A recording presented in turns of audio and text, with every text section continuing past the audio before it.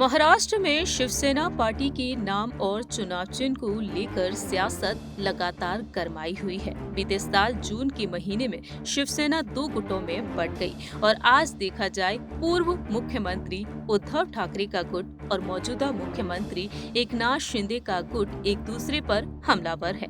17 फरवरी के दिन चुनाव आयोग ने अंतिम फैसला सुनाया। एकनाथ शिंदे गुट के हवाले किया गया शिवसेना पार्टी का नाम और चुनाव चिन्ह, जिसके बाद उद्धव ठाकरे ने सुप्रीम कोर्ट का दरवाजा खटखटाया और अब देखा जाए तो सुप्रीम कोर्ट की संविधान पीठ का फैसला आखिरकार कब आएगा, इस पर सभी की नजरें टिकी हुई हैं। फिलहाल देखा जाए तो रिपोर्ट्स के मुताबिक सामने आया है कि सुप्रीम कोर्ट इस मामले पर अहम फैसला सुना सकता है 14 मई से पहले।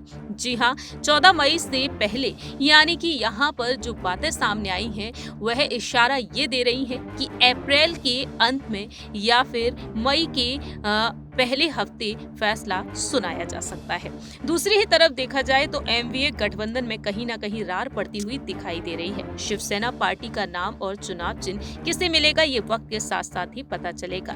लेकिन इसी बीच देखा जाए कोर्ट में जो सुनवाई हुई है उस सुनवाई के बारे में दर्शक ज्यादा से ज्यादा जानना चाहते हैं। इस खास रिपोर्ट के जरिए आपको जानकारी देने जा रही है कि किस तरह से मुख्य न्यायाधीश के सामने वरिष्ठ वकील कपिल सिब्बल से लेकर वरिष्ठ वकील अभिषेक मनु सिंघवी ने अपनी बात रखी थी। दरअसल आपको जानकारी दे दें कि उद्धव ठाकरे के वकील अभिषेक मनु सिंघवी ने सवाल पूछे थे उच्चतम न्यायालय से और उच्चतम न्यायालय ने उनसे भी कई सवाल पूछे। शिवसेना में टूट के कारण महाराष्ट्र में सरकार बदल गई और ऐसे में मुख्य न्यायाधीश ने अभिषेक मनु सिंघवी से पूछा, आप उद्धव ठाकरे सरकार को बहाल करने की मांग कैसे कर सकते हैं? आपने इस्तीफा दे दिया था। Justice MR. शाह ने पूछा, अदालत उस सरकार को कैसे बहाल कर सकती है जिसने विश्वास मत का सामना नहीं किया? यदि आप विश्वास मत खो चुके हैं तो ये एक तार्किक बात होगी। ऐसा नहीं है कि आपको सरकार ने बेदखल कर दिया है। बात यह है कि आपने विश्वास मत का सामना किया ही नहीं। वहीं वकील सिंघवी का कहना रहा क्योंकि राज्यपाल ने गैर कानूनी तरीके से फ्लो टेस्ट बुलाया और वहां आज भी गैर कानूनी सरकार चल रही है, कोई चुनाव हुआ ही नहीं।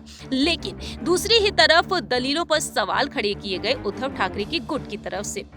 उस बीच यहाँ पर ठाकरे की तरफ से वकील सिंघवी ने कहा कि वैसे तो हर पार्टी असंतुष्ट है, लेकिन उससे निपटने और समुचित उपाय भी हैं। लेकिन ये कैसे हो सकता है कि आप असंतुष्ट होकर सरकार को अस्थिर करके उसे गिरा दें? इसके लिए विहिप का उल्लंघन करने की बजाय आप सदस्यता छोड़ दें।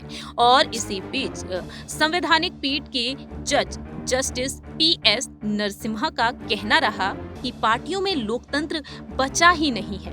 पार्टियों को एक परिवार के व्यक्ति चला रहे हैं, उनके सामने किसी का विरोध नहीं चलता। ऐसे में समूह के रूप में टूटकर अलग होने में क्या बुराई है? ये तर्क कभी कभी खतरनाक हो सकता है क्योंकि पार्टी में एक नेता के अलावा बिल्कुल भी आजादी नहीं है। कई बार इसे एक परिवार चलाता है, फ्रेम में किसी और के आने की कोई गुंजाइश नहीं है। आप ये कहने के लिए संविधान की व्याख्या कर रहे हैं, ये किसी विधायक के लिए संभव नहीं है। इस तरह से देखा गया कि सुप्रीम कोर्ट में जहां एक तरफ वकीलों ने अपनी दलील रखी तो वहीं जजेस ने भी यहां पर फैसला सुनाया। जी हां, जस्टिस डी.वाई. चंद्रचूड़ से हटकर यहां पर 4 जजेस 5 संविधान की जो बैठक रही, उन्होंने यहां पर डंके की चोट पर अपनी बात रखी। अब देखते हैं कि आखिरकार 14 मई से पहले कोई फैसला यहां पर आता है या फिर नहीं। लेकिन आपकी क्या कुछ राय प्रतिक्रिया है ये आप कमेंट सेक्शन में बता सकते हैं।